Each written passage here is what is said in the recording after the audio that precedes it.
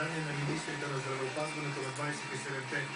Съюзът не смята за нужно и създаването на обща банка за лекарства, тъй като медицинските власти разполагат с достатъчно средства за борба с епидемията. Заради нея Световната здравна организация повиши нивото на тревога на пета от 6 възможни степени.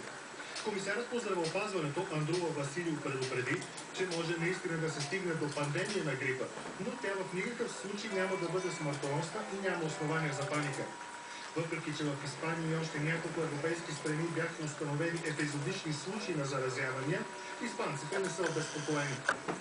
Да, чух за свинския грип, но случаите са толкова малко, че вероятността да срещне човек с вируса е нищожна. Въобще не съм обезпокоен, често казано. Въобще не ме е страх.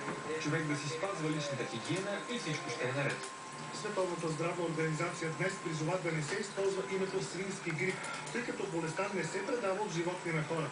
За напред ще се използва научното наименование грип А H1N1.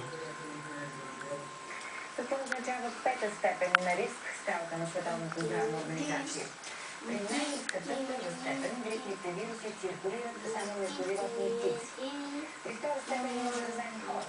При трета заболелите са повече, но не е доказано, че вирусите се предават от човек на човек. При четвърта степен има доказани случаи, че грипът се предава от болен на здрав човек. Пета степен